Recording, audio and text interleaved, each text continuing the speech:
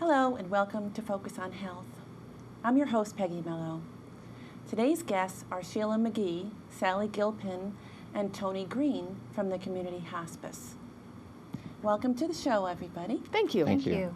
Tony, we're going to start with you. Do you want to talk about the background of Community Hospice and what Community Hospice does? Sure. Well, in its current form, Community Hospice was merged. Two different hospices in the Capital District region, covering similar counties, came together and formed what we now call Community Hospice. So currently we cover a seven-county region, and we serve anywhere from about 575 to 600 patients on our census. Okay. And who is eligible for hospice care? Is anyone, or do they have to meet specific criteria? Well, the primary criteria is that someone has been told by a physician that they have 6 months or less to live. Okay. However, there is the option for an individual to contact hospice on their own, an individual or their family, and make a self-referral if they feel that they have an illness that is serious and life-threatening and would like to be reviewed by hospice. We have our own medical director that could make that determination. Okay. Sheila, I'm going to ask you about the intake process, more of the in-depth medical details of why somebody is accepted. Do you want to talk about that? Certainly. When a referral comes, whether it's from a patient themselves, family member, or physician, we have intake nurses, and what they do is they go ahead and they will meet the patient wherever they are, whether it's in a hospital or it's in their home or wherever.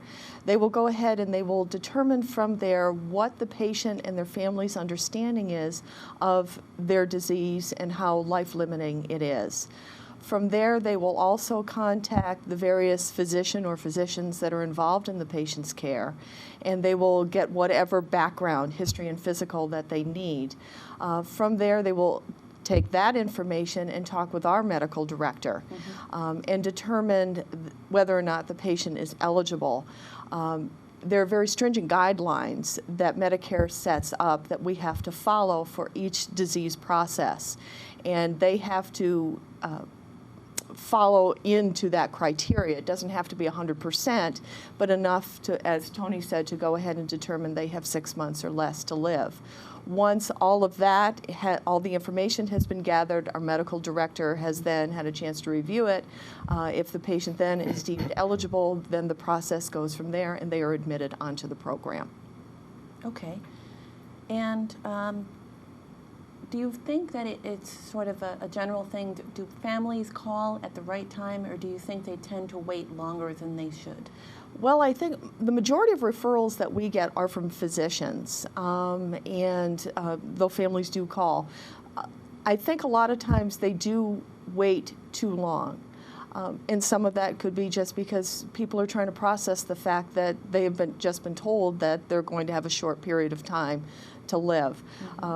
But I think if we are called in earlier, from there we can kind of establish a plan, get to know the people, get a rapport going with all of the team members, and really provide support. Oftentimes I've heard families say, I wish we called you sooner because we could have really used this. Okay. Now, do you want to talk about your job description? What do you do for Community Hospice? I am an RN, and I am titled a case manager. Okay. And what my role is to oversee the medical aspect of the patient's care. That would include contacting the physician if there are changes in the patient's condition, educating the patient's family and the patient as to what's going on, what to expect from their disease and as the disease progresses, medication, what treatments are available to them. We do not offer treatments that are going to alter the diagnosis, but we can at times offer treatments that are going to make them more comfortable in their disease process, i.e. if they're having a lot of pain, perhaps there's a tumor that is pressing on something. They may need some palliative radiation to shrink that tumor and therefore be more comfortable. primarily that is what my role is. I go into the home or to the setting of an assisted living. We also have nurses that go into the various mentally disabled group homes, and they will provide support to patients in those settings as well. And you know, it's just a matter of, you know, supporting. I often will tell, you know, my patients and their families that they're Gladys Knight, I'm just one of the pips. I'm their backup. And whatever I can do to help them, to educate them, really empower them. And they usually come away with the experience saying to me afterward, I can't believe I did that. I never thought I could. And they've been able to really rise up to the challenge and do it very well. One other thing that I'd like to say is I'll often say to families, you know, the Peace Corps always said it's the toughest job you'll ever love. And I tell my families this is the toughest job you do because you love. Right. Now, in general, do you want to talk about your caseload and how do you go about your daily routine? Well, generally we have a caseload of anywhere from 9 to 11 patients, and for me, I work out of the Albany County, so I can be anywhere from Colonie or Guilderland out to Preston Hollow, or Westerlo. Probably people would know Westerlo more than Preston Hollow, but they're the further reaches of Albany County. I try to prioritize what's going on with my patients. After the weekend, we do have our on-call staff. After the weekend, the majority of my patients have not been seen unless there's been an emergency. I know what's going on with them, and I know who needs to be seen towards the beginning of the week versus waiting a couple of days into the week to make sure that they and their families are coping well. There's not been any major changes. If there has been, just jumping right on it and seeing what else we can do to provide for them. So somehow you have the communication in place where the social worker, the chaplain, the physician, everyone is somehow communicating with each other so that you know what's changed with patients. Yes, yes. And, you know, you really develop quite a rapport. Many times you're just welcomed into the family. You become a family member, whether it's the nurse, the chaplain, the social worker, the home health aide. You become part of that family. So it's just as easy for them to pick up the phone and call you like they would call, you know, their Aunt Sally or, you know, their Uncle Bill and say, you know, I need something, or can you help me with this? So a lot of times that's where the communication comes from, is directly from the patient and their family, because you've developed such a trust. And part of the way we operate is every week, well, it's every 2 weeks, we get together as a team and review the plan of care for every patient. We look at their spiritual needs, their physical needs, and their psychosocial needs. And in that meeting, we have our medical director present, who will also offer guidance and answer questions for the nurse and anyone else present at the team meeting. And on a daily basis, we have what we call the admission meeting, where we hear about any new people that have come on hospice. Okay. And after we've reviewed those and they've been assigned, then if something's going on, oftentimes that's when we'll nab one of the other professionals and say, listen, this is going on, let's talk about this, and maybe we need to have a meeting, or maybe we can make a conjoint meeting. Now, Sheila, do you feel that basically as a disease progresses, is the care more complicated, more complex? Do you have to educate people on how to administer medications to their family, like the pill boxes, that kind of thing? Very much so. Most people have not dealt with a seriously ill family member, and it goes without saying, most people have never been seriously ill. Once in a while you'll have someone that may have had a disease prior. So all of this is very new to them. Psychologically, it's very hard to grasp, not only for the person themselves, but for their family members who once knew their family member is very vibrant and active, or doing this and doing that, and suddenly they're changing. A lot of times if it's a parent that's ill, the parent then becomes very dependent on their most intimate personal needs on their children, and you know that's a hardship on their psyche to have to once now receive care when they used to give the care. So, you know, a lot of times it's just trying to go at the patient and their family's own pace of acceptance and being able to teach them as things come up with their physical changes and how to deal with that and what services are there out there, what equipment can we provide for you, what help can we provide. Medication, there is a lot of education, and many people have never been on a medication. They may take a Tylenol once in a while, and suddenly we're dealing with pretty intense pain medications or medications to help their breathing, which a lot of time is morphine.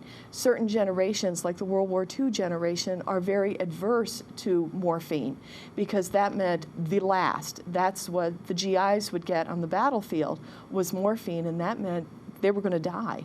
So there's a lot of preconceived ideas that we try to work through in education, and then from there be able to teach so that the person can have the maximum amount of life out of the time that they have, be comfortable, enjoy their family, enjoy outings, or enjoy whatever.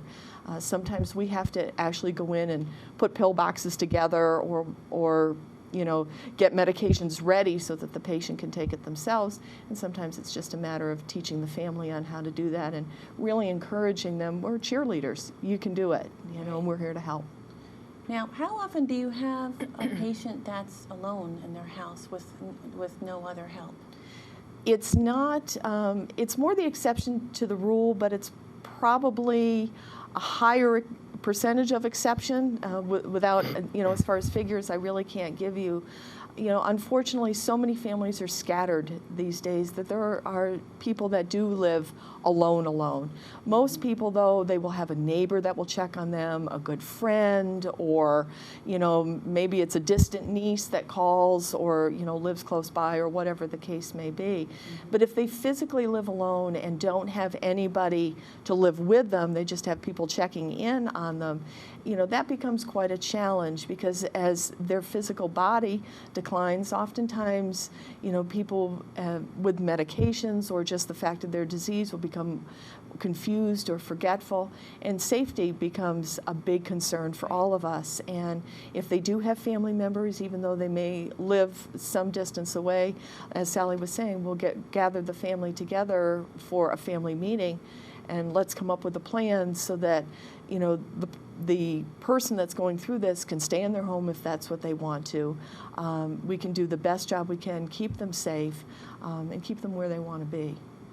Now, I understand there are some people that want to live in their house their entire lives, and sometimes the design of the house makes it difficult for them to be on one floor. They actually have to go upstairs. What are the challenges of making that house safe? Some of the challenges are probably the biggest hurdle, I would say, is the person not wanting anything changed.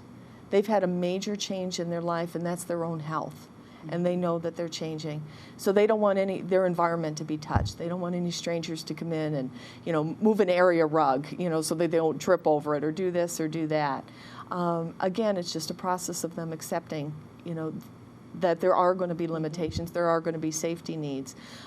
We do our best to work with what we have. I call it MacGyverism. The old show MacGyver, he could make anything out of, you know, duct tape and a Swiss Army knife.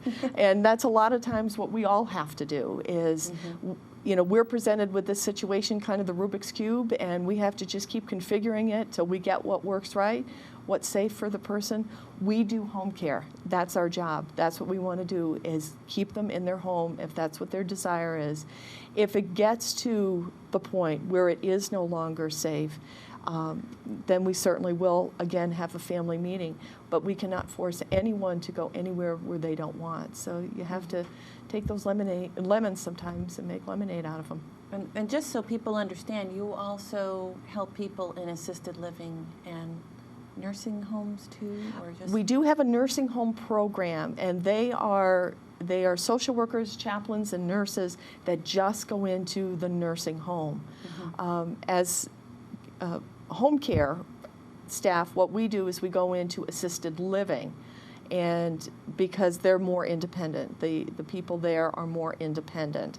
So it's like an actual home situation versus a nursing home where you have nurses and doctors pretty much right on the premises or, very close by to oversee their care. If I could just say, in our nursing home program, I was previously in the nursing home program about 5 years ago, and it's a wonderful program for families to have for their loved ones who are in an assisted living facility, a nursing home, because our nurses through hospice are very specialized in pain management and give very close attention to the residents who are visiting and who they're visiting and are on the hospice program. And they also get the social worker and chaplains who visit very regularly and can stay in touch with the families to let them know how their loved one is doing. So it's a real benefit to those nursing homes where we have a contract with hospice. And there are a couple of other residences in Saratoga County where that are actually run by volunteers who can take people who perhaps lived at home. One lady lived at home by herself and it became unsafe, and I think they have to be within 3 months of leaving, and they go and are able to stay in a place where people are around them and they have company and care around the clock, and those 2 homes are free. So we will do that as well. And then we do have the Hospice Inn at St. Peter's, That's right, too. where it's an inpatient setting up on the 5th floor, and it's just hospice. There's not the hustle and bustle of a regular floor. There are homemade quilts. People wear pajamas. It's very much a home-like setting, but that is for symptoms that are not managed at home, despite our best efforts. Or for a person that will be passing in a week or 2. It's very, very short term because there's such a small amount of beds. Once symptoms are managed, the patient will then either go home, or if other arrangements are made for them to go some other location, then they will do that. But it is very homey. There's a day program there. There have been weddings there for people that have been dying. One, I believe, was a gentleman who wanted very much to be at his daughter's wedding and couldn't, so she had the ceremony there at the inn, so her dad could be there. Now, you talked to me about one other challenge that you face, which is trying to convince your smoking patients on oxygen to quit. How do you try to do that?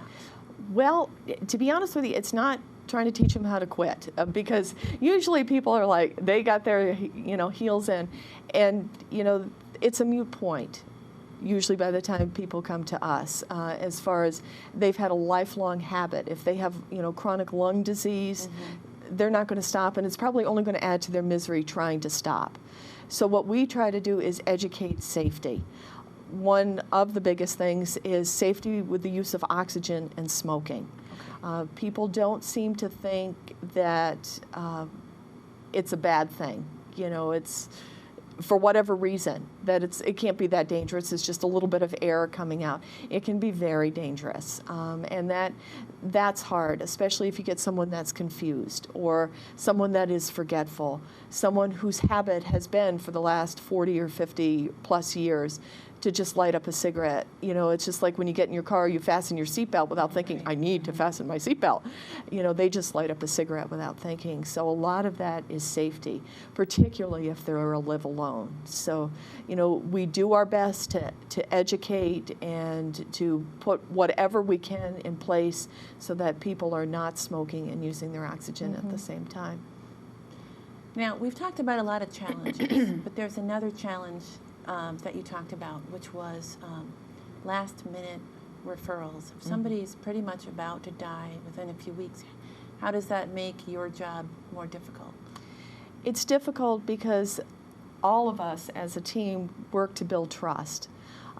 It's much like a small child that can be walking down, the mall with their parent, and a stranger comes up and just starts hugging them, and the child starts screaming, "Oh my gosh, what are you doing?" It's kind of like that with us. We come in mass into someone's home, and oftentimes people will think that we're trying to change things. We're not. But there are things often that have to be changed because of their disease, their limitation, their comfort, so on and so forth. If we can slowly build that, then it's easier for us to be able to kind of tell them that we need to change this or we need to do that, instead of just coming in cold turkey and saying, okay, this is what we need to do, when they're still, again, trying to process what's going on. If we can build a trusting relationship with them, it works wonders. It really, really does. I'm imagining the closer that it gets to the day that the person dies, the more it's going to be difficult for the person to be able to think clearly and be able to negotiate and to that effect. Well, I guess I can speak to that. Sometimes it's harder, but sometimes when a person comes on too late and there hasn't been the time to talk about all of the things that people want to be sure to say and want to be sure to experience, that's the time when as a person is ready to leave, that everyone is still in crisis. If they've been on for a while and there's been the opportunity to talk about, gee, you know, Dad's not going to be here probably at Christmas. Let's have Christmas in July. Or let's do some of the things that we would want to do early, so that we can have as much as we have. And so if we have a little bit of time to move toward the end, then it can be a very beautiful letting go rather than a traumatic disconnect. It's kind of human nature to also want to set aside those things that create pain in our lives. There's so many different family situations where, you know, for years and years, maybe there's a broken relationship between a brother and a sister or a parent and a child. And if a person is facing the end of life without having to come to some resolve over that painful relationship, it can be a difficult time in their dying process. So if we can come in and develop a trusting relationship with patient and family, then we can give them some guidance and some support just based on our number of combined years of experience. It could be a spiritual issue, it could be emotional, or it could be physical. You know, that's the wonderful thing about hospice is it's the mind, body, spirit program where we're looking at the whole person. And I can't tell you the number of patients that I work with where, you know, there's some issue that needs to be taken care of in order for them to get to a place of peace so that they can be completely comfortable at the end of their life.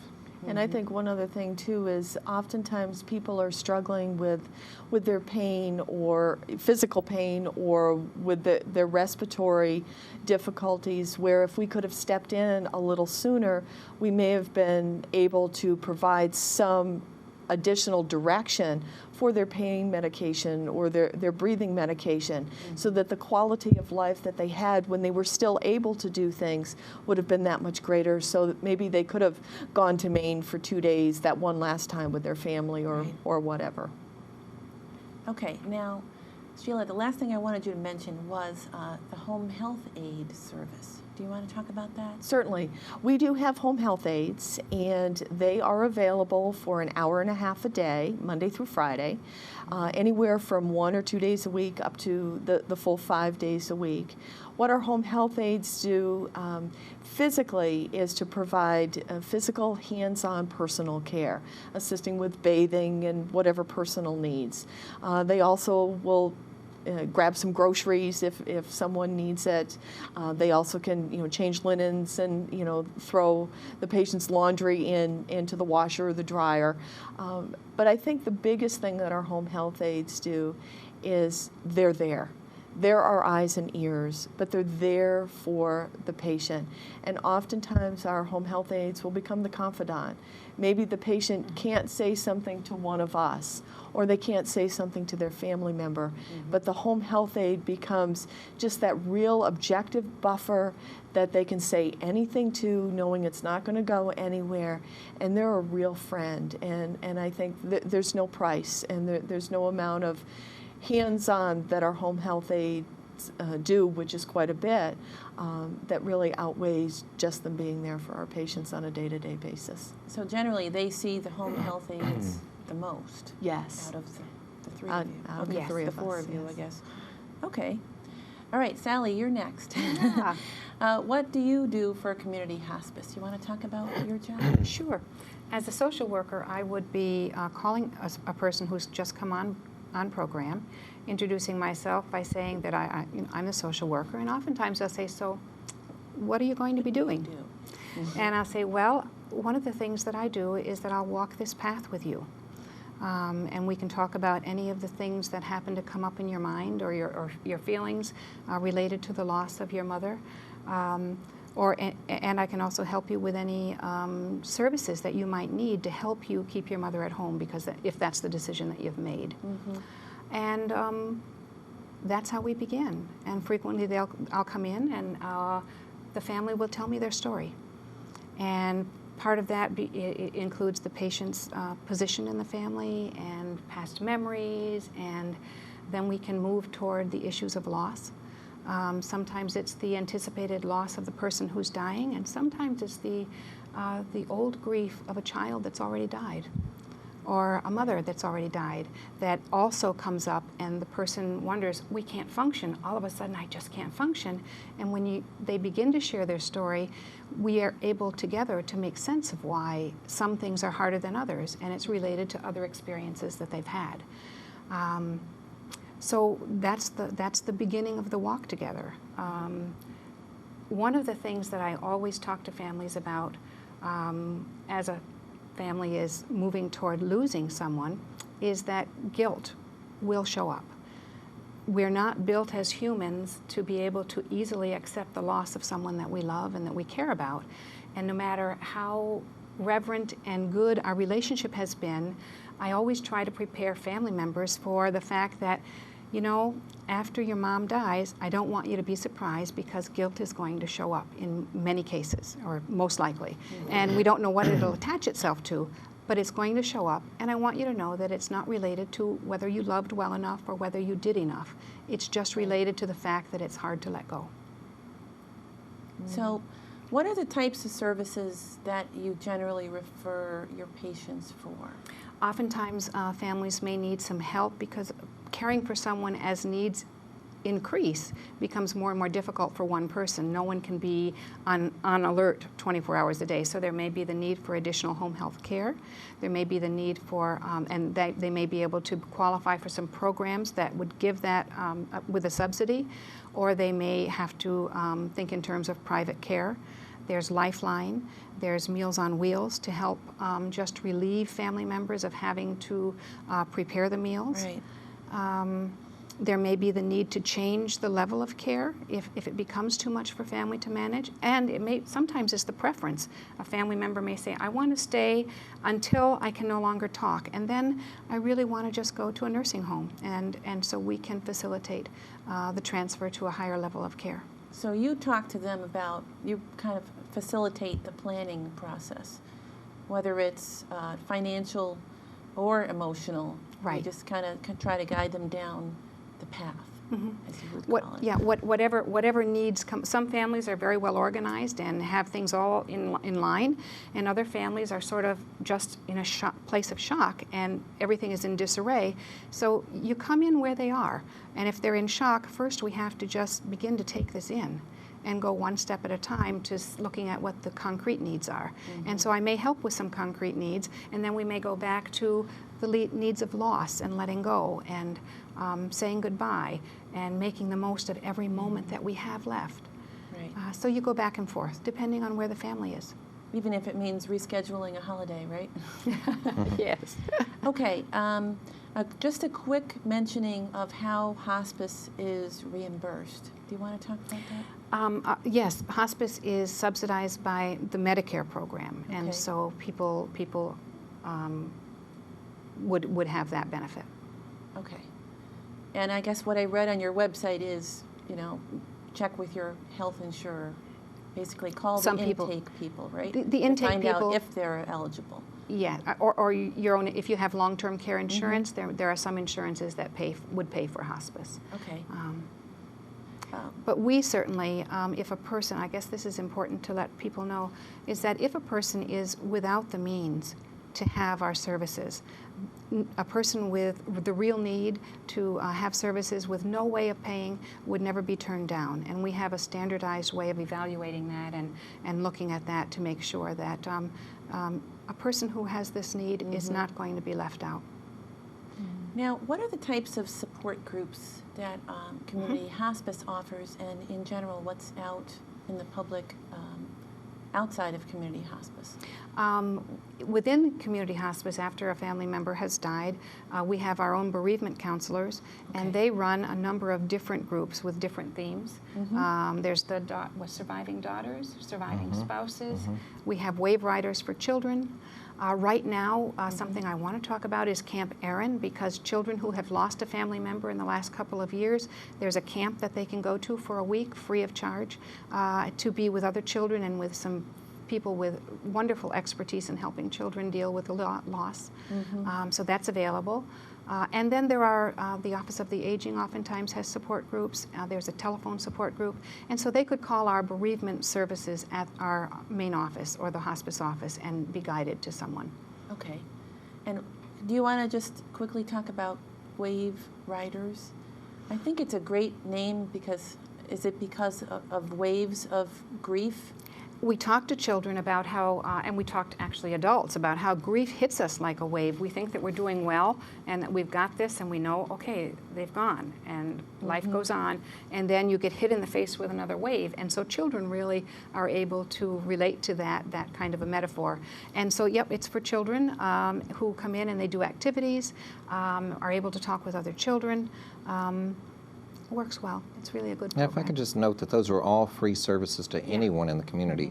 It doesn't have to be connected to a patient or family who's been on the hospice program, because we have people moving into the area who are still grieving and need support services.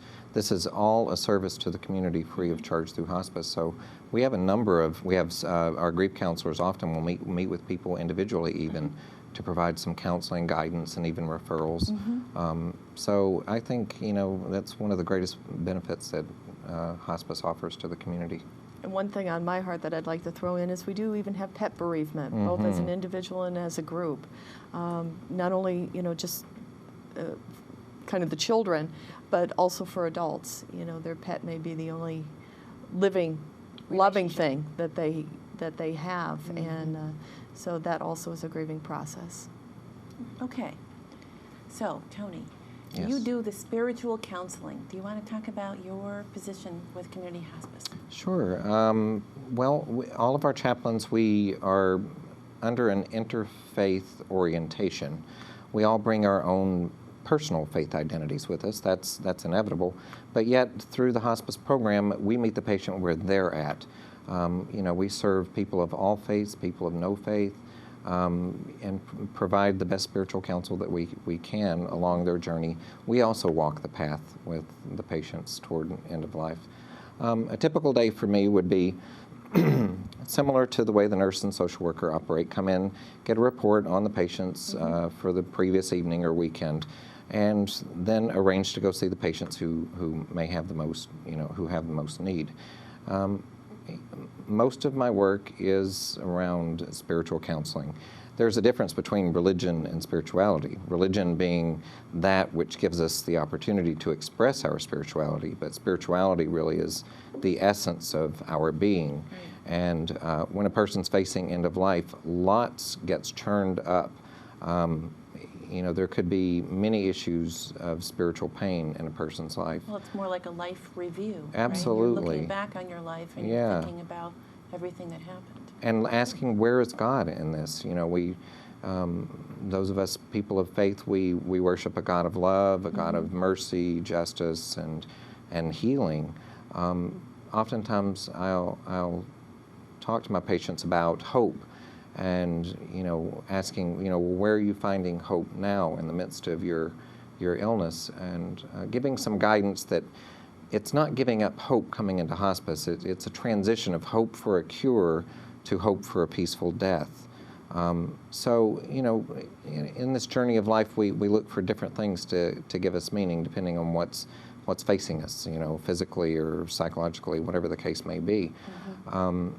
So my journey with patient is to hear from, as our nurse and social worker do, where are they on the journey, and let them take the lead in, where are they at in their spiritual life, and then I determine how I might develop a plan of care to help them. A lot of our patients are already connected to their own faith community, so my job may be to contact the priest or minister, whomever the case may be, and ask them, help them to get involved, visit with them to provide some specialty spiritual care around death and dying issues. But my role in that case would be to supplement what the patient already has. Other situations, this comes back to the spiritual pain where a person may have been disconnected from their faith community for a number of years, right. And there is some guilt or anger or, whatever the case may be, helping them to heal that and just to know that they're still loved and cared about regardless of what's going on in their life. So in those cases, I actually would act as spiritual guide, even to the point of providing leadership at their funeral or memorial service at the end of life. Okay, and if someone doesn't have their own church that they go to, then you will actually conduct funeral? Some of us, we have about 25 chaplains. I think it's 25 chaplains within community hospice. Wow. Some of us are ordained. I'm ordained in the United Church of Christ, so I can provide communion, anointing of the sick, and some of the other rituals that would be important to our Christian patients. Others may want to have a rabbi come, or they may, if they're a Jewish person, they may want to have a rabbi come, or they may just welcome me coming and reading the Psalms with them and saying prayers. So I'll step in whatever the patient's needs and are and whatever they're open to at the time. Now, generally, how do you deal with resistance? Do you ever get resistance from patients? Absolutely, yes. It's very often that a patient will be coming into the hospice program and not really understand what chaplain means. They hear chaplain, and it automatically there are all these red flags that start going up. They're thinking that I'm going to come in and convert them, or ask for money, right? Exactly. It's got nothing to do with money, conversion, proselytizing, any of those things. We come to meet the patient on their terms, and just to be there with them. We want to support the patient in whatever their faith and belief systems are. So yeah, we get a lot of resistance. I even have times where I'll go into a patient's home and we can convince them to let me come in the door as long as I come with a nurse or a social worker initially. Then they meet me and they see that I'm just as human as they are, and that I'm there to really be with them on the journey, and that we'll work as a team to best support them through the end of life. Okay, thank you. All right. Also, do you want to talk about the fundraising? How does community hospice do fundraising? Mm-hmm. Well, we do have the Walk for Hospice, which was just this past July. Unfortunately, I wasn't able to be there, but it was very successful and is built upon every year. Families come out, other colleagues, people who are in the community who are supportive of hospice. It's a day to celebrate and to say, you know what, we believe in this program, we honor it, and we want to support it. And fortunately, a number of our patients and their families also give to hospice after they've experienced the care that they receive. Mm-hmm. And we are so thankful for that, because without those contributions, we wouldn't be able to offer a number of the services that we do offer, including the bereavement services. Right. Because Medicare does not cover 100% of the cost of hospice.